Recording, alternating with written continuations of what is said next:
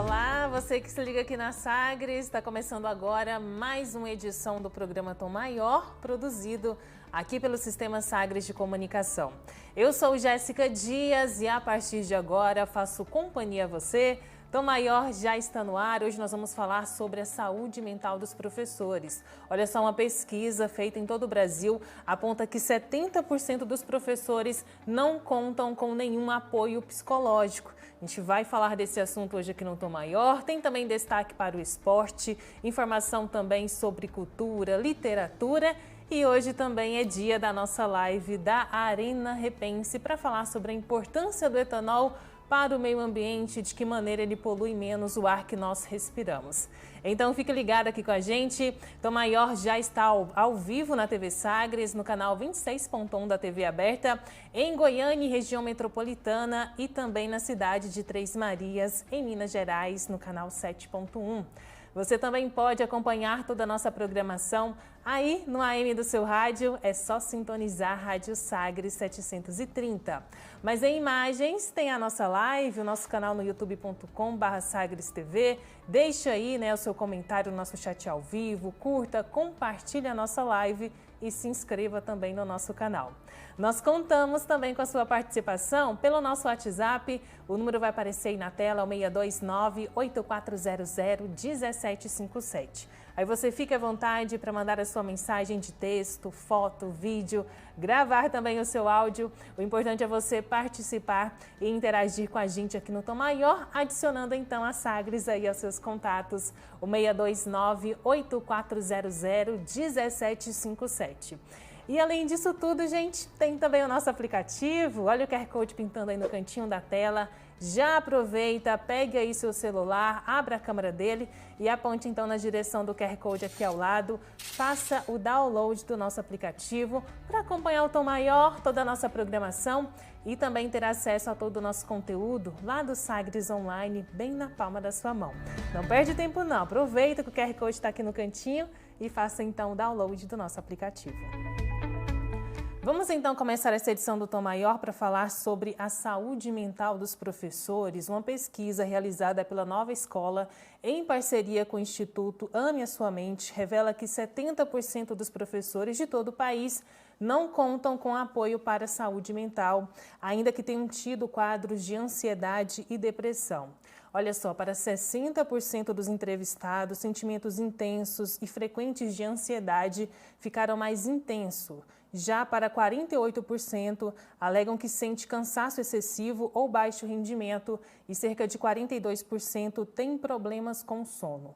Para falar então um pouquinho sobre esse assunto, eu vou conversar a partir de agora com a Ludmila Moraes, que é professora e também secretária do Sintego, e eu recebo aqui também a psicóloga a doutora Ariana Fidelis. Quero cumprimentá-las, agradecer a presença com a gente aqui no programa. Primeiramente, doutora Ariana, bem-vinda, né? A gente sempre conversava remotamente na época da pandemia e agora é um prazer tê-la aqui com a gente no estúdio. Boa tarde, Jéssica. Satisfação muito grande estar aqui com vocês. Também sou professora universitária e é um tema muito pertinente. Fico muito feliz com a escolha e vamos discutir, então, saúde mental dos professores aqui hoje. Professora Ludmila, seja bem-vinda também aqui ao Tom Maior. Obrigada, Jéssica. É um prazer poder estar discutindo questões da nossa categoria aqui para maiores esclarecimentos, para maior comunicação de fato com toda a comunidade. Obrigada pelo convite. Para começar então esse bate-papo, eu queria que a gente discutisse, refletisse um pouco da importância de se trabalhar a saúde mental dentro da sala de aula e nessa perspectiva desse apoio para o professor, porque a gente sempre fala muito do apoio psicológico para o aluno, né, para a criança, para o adolescente, e poucas vezes a gente fala aqui sobre o apoio psicológico para o professor. Qual que é a importância, né? A senhora é psicóloga e também professora, né? Já pode falar pelos dois lados. Que bom. De ter esse apoio psicológico. É importante lembrar que a saúde mental sempre é um tema bastante ainda cheio de tabu. As pessoas, nós somos de uma cultura ocidental que valoriza muito a materialidade, ou seja, que valoriza muito o corpo, o desenvolvimento físico, né? Nós crescemos ouvindo falar que temos que cuidar do nosso corpo. E as nossas emoções muitas vezes ficam de lado. Então, é importante a gente lembrar desse fator, que culturalmente, geralmente, nós damos mais importância ao nosso corpo físico. Mas a saúde mental é estar preocupado e estar atento com os fatores emocionais e psicológicos que nos cercam. E um professor cheio de tantas coisas e tantos desafios que ele tem que enfrentar no seu dia a dia, na execução do seu trabalho, com certeza ele precisa ficar atento a alguns sinais. E a gente sabe que o advento pandemia fez com que esses professores ficassem mais exaustos. E não é novidade essa deficiência nesse acompanhamento dos professores. Por isso é tão importante esse olhar, trazer luz sobre esse tema, para que a gente possa falar. O professor precisa de cuidados com a saúde mental e ele precisa sim ter um acompanhamento, de fato. Ludmila, né, como que você também enxerga esses números aqui da pesquisa, né? 60% com sintomas frequentes de ansiedade, de depressão, cansaço excessivo, sonolência ou mesmo insônia. Você percebe isso também, né? Você que também tem experiência dentro da sala de aula e também está fazendo parte do Sintego, né? Está ali na secretaria e tem esse contato também com todos os professores. Como que vocês veem esses números, esse aumento de problemas mentais, psicológicos, né, relacionados à ansiedade, à depressão, à insônia, que com certeza também afeta o trabalho do professor dentro de sala de aula? Com certeza, Jéssica. Nós temos recebido nós acompanhamos inúmeros trabalhadores no estado inteiro, trabalhadores da rede estadual de educação, das redes municipais, e o alto índice de licença médica psiquiátrica é assustador. Nós temos reiteradas vezes pedido às redes, tanto estadual quanto as municipais, que nos passe os dados para que nós possamos acompanhar sistematicamente. No entanto, infelizmente, nós não temos recebido esse índice em números, em dados. Mas nós sabemos, pelo número de procura da nossa categoria, que realmente, e isso não se deve a um fato isolado.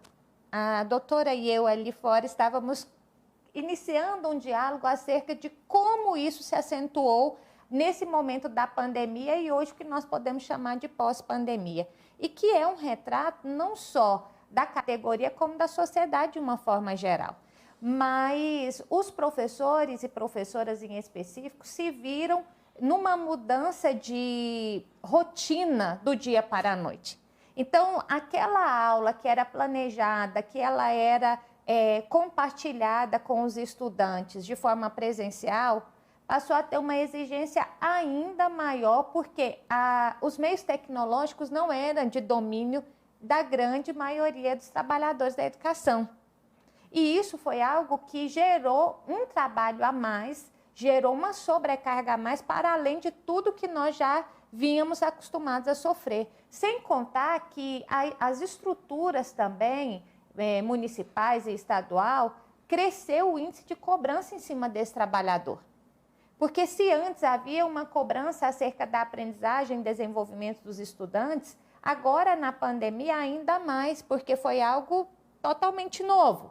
Então, algo que a gente havia estudado nas próprias universidades acerca de educação à distância, quando veio a pandemia, vai chamar educação à distância? Não é educação à distância, a gente sempre defendeu o presencial, agora o mecanismo, né, o meio que nós temos é o virtual. Então, tudo isso, de fato, impactou na saúde mental, sem contar que eu concordo plenamente com a doutora que está aqui ao meu lado, acerca da questão dos tabus e do preconceito que existe ainda muito grande de uma resistência por parte de muitos trabalhadores e da sociedade.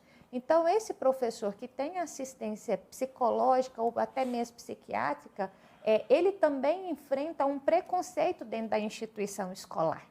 Ele é visto de uma forma diferente, porque rasgando o verbo, como a gente costuma dizer um pouco no sindicato, ao longo do tempo nós fomos ensinados e nós precisamos romper com esse lugar que quem procura psicólogo ou psiquiatra é doido ou louco, né? Então isso também nós precisamos romper pelo bem da educação e pelo bem da saúde mental dos professores e professoras. E, doutora Ariana, como que você também analisa esse momento, né, que a gente está vivendo do pós-pandemia, desse retorno, sair de uma situação ali das aulas remotas, aulas online, com a dificuldade, né, a Ludmila está aqui, pode falar melhor do que eu, sem preparação, né, Ludmila, para dar aula de forma online. Como que você avalia esse momento agora, né, de retornar ao presencial, com todos essa pesquisa, né, mostrando para a gente esse aumento desses sintomas de ansiedade, de depressão? Como que isso vai afetar também ali o desempenho desse profissional, ali com a sua relação, ensinando o aluno dentro de sala de aula? Com certeza vai trazer ainda maiores prejuízos. Se falou muito no retorno dos alunos e se pensou pouco no retorno dos professores. Se eles tiverem uma mudança abrupta de metodologia para atender os formatos das plataformas online, eles também agora vêm para essa sala de aula com um excesso de tarefas, né?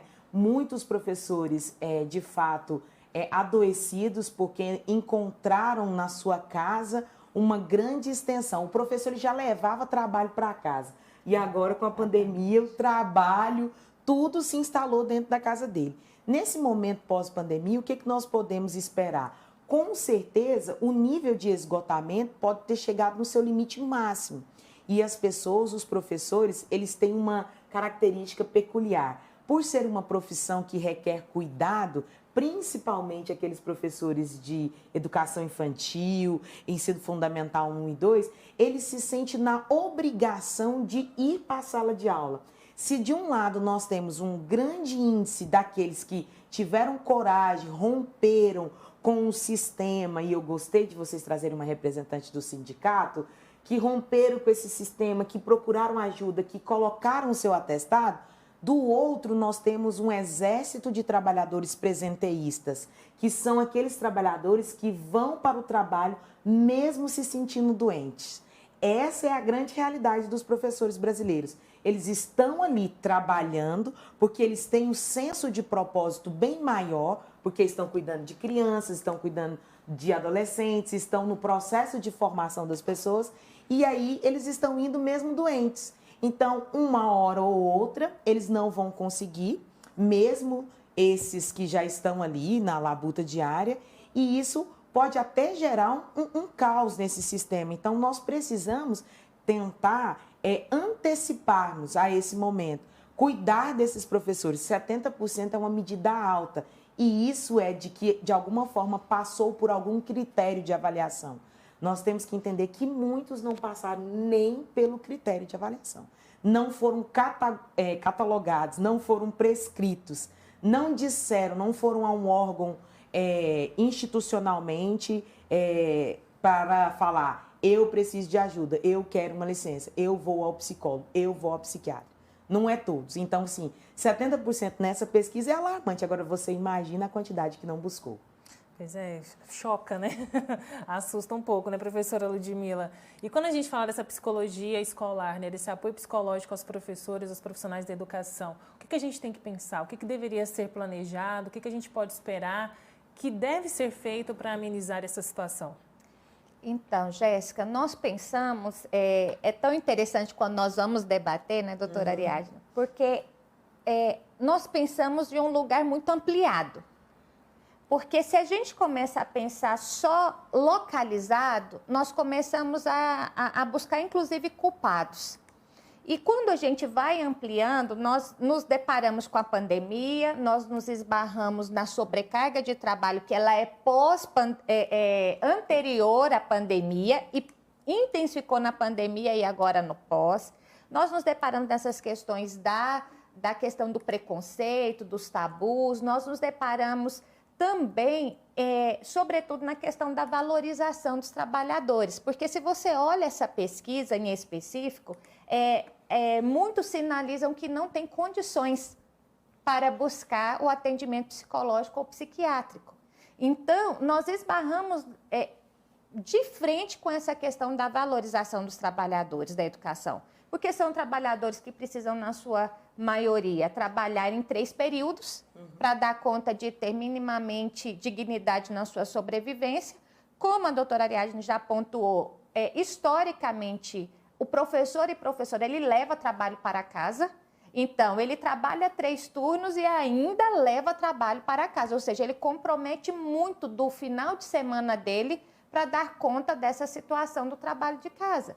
E quanto mais trabalho, quanto menos estrutura de trabalho é oferecido, quanto menos possibilidades, para você ter uma noção, nós temos uma lei que é o Plano Nacional de Educação, que prevê ao longo do decênio, que se encerra em 2024, que os professores e professoras se equiparassem aos demais profissionais em termos de salário de mesma formação, ou seja, um médico, um arquiteto, um engenheiro. Então, o salário do professor ele não poderia ser menor.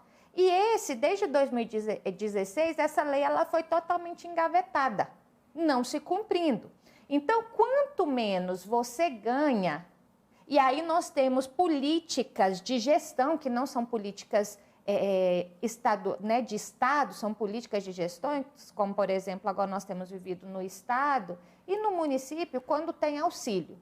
E aí, doutora Ariadne, se esse trabalhador ele tem atestado médico, ele perde, é cortado esse auxílio. Então, essa questão da presencialidade que você traz, que você aponta, é muito significativa desse ponto de vista, porque a gente já vem de uma cultura do que eu preciso dar conta, eu tenho que aguentar.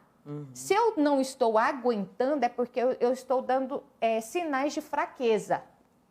É isso que está culturalmente instituído em nós, inclusive, que nós temos que lutar para romper com esse lugar. Então, se eu falto, eu tenho parte da minha GDPI, que é uma gratificação que o Estado paga aos professores, eu tenho ela cortada. Se eu não vou ao trabalho, eu tenho meu auxílio locomoção no município cortado. Então, eu acabo indo, mesmo adoecido, para não ter o meu rendimento ainda mais reduzido. Então, nós precisamos olhar para essa questão do adoecimento de forma ampliada, porque tudo isso incide nesse professor para ele continuar se submetendo, e aí a gente pode trazer também uma discussão acerca de lazer, porque quanto mais eu estou sobrecarregada, menos eu passeio, quanto menos eu passeio, mais eu adoeço. Sim.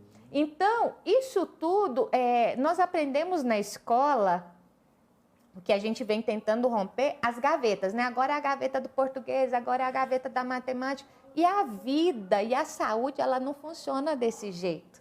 Nós somos sujeitos inteiros, né? Nós somos sujeitos em uma totalidade. Então, nós precisamos trazer todas essas discussões, porque a educação, na verdade, os trabalhadores da educação vêm sofrendo ataques sobre ataques, né? Então, em cima de ataques, do ponto de vista daquilo que se fala, os professores de História e Sociologia, ultimamente, então, né, Geografia, nós precisamos pensar isso de forma mais ampliada. Como que nós podemos, de fato, pensar a saúde mental dos trabalhadores da educação quando a gente pensa que nós estamos falando só de professores, mas nós poderíamos estar incluindo, enquanto trabalhadores da educação, as merendeiras, que tem uma merendeira, 2 para cozinhar para quase 1.000 estudantes e que estão adoecendo também nesse espaço de trabalho por falta de condições de trabalho. Então, tudo isso nós precisamos pensar e essa discussão ela é muito rica por isso.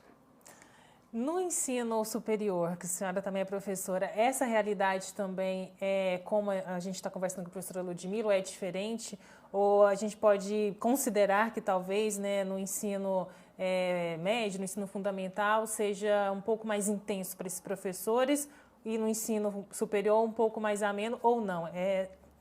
Em todos os níveis de escolaridade? Praticamente a mesma coisa, Jéssica. Se nós formos pensar, a gente está aqui falando muito sobre o trabalhador da rede, o concursado da rede pública, mas eu trago à luz sobre o trabalhador particular, que essas políticas de gestão e nesse contexto neoliberal que nós vivemos, onde a educação é vendida, no ensino superior, ainda com essa gama, né, de faculdades, se exige tanto quanto do professor de ensino fundamental.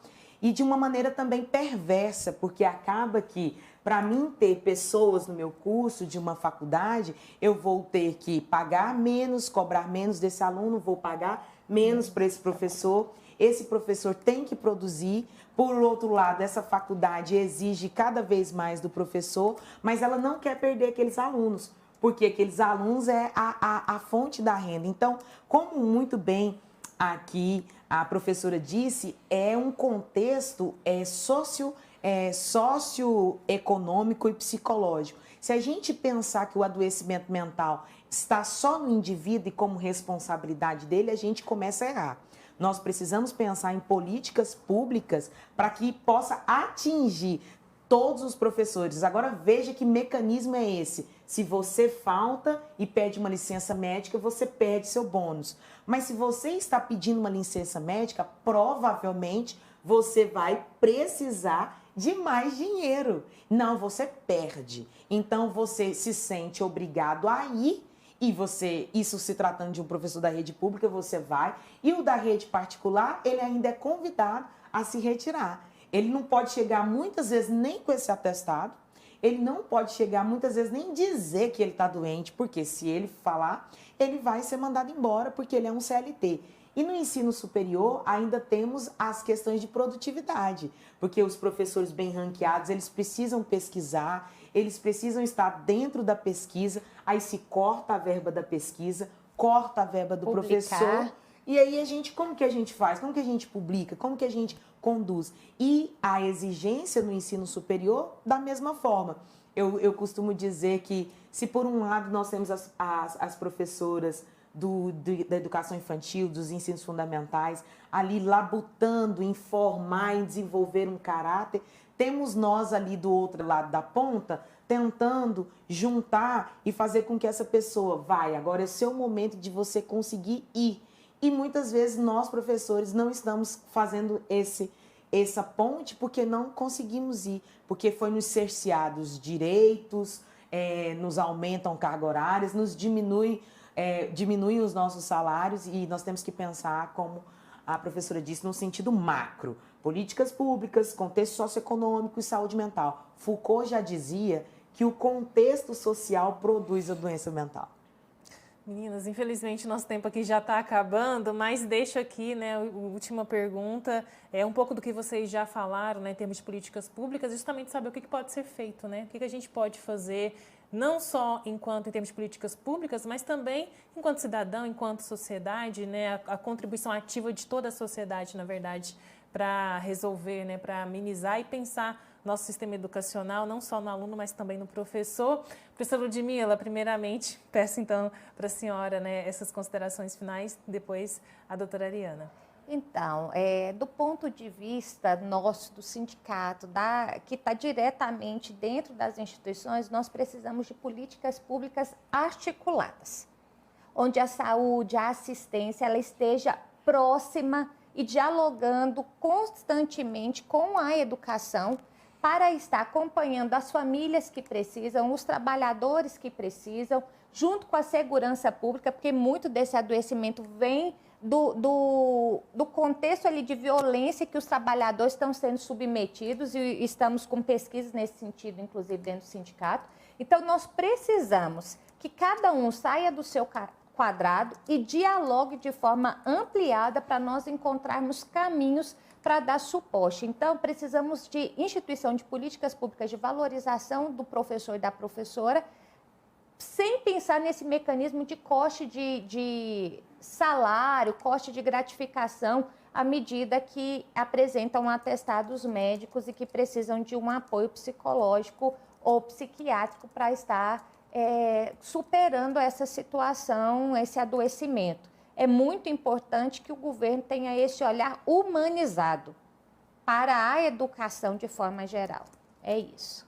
Perfeito. Doutora Ariana? Bom, como a professora Ludmila bem colocou, eu trago aqui encorajamento, primeiramente, aos professores, querendo dizer que já existe aqui, tanto no município de Goiânia, acredito que seja de conhecimento, a lei, né, que pede a presença do psicólogo escolar dentro da comunidade.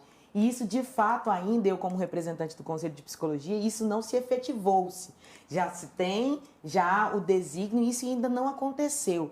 Então, existe uma importante medida que, caso isso seja possível, e tem que ser possível, que o governo tem que se atentar para isso, A ida de um psicólogo escolar para cuidar da comunidade escolar é muito importante. Não é para ele clinicar naquela escola, mas é para ele cuidar. Ele está atento às questões biopsicossociais que estão ali envolvidas naquele contexto.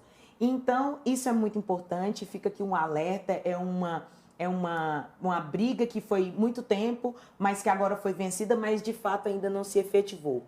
E deixo o encorajamento individual aos meus queridos colegas professores, neste lugar de fala que tem, que nós precisamos sim ficar atentos aos sinais e que nós precisamos romper com isso, pedir ajuda quando necessário e contar com o apoio de sindicatos, contar com o apoio das pessoas que nos representam, nos unirmos como categoria, porque isso é importante, a união da nossa categoria pode sim fazer a diferença e não somente aceitar, né, de forma passiva o que está sendo imposto. Então, a união e ter essa conscienciosidade, procurar ajuda de um profissional, quando necessário, faz toda a diferença.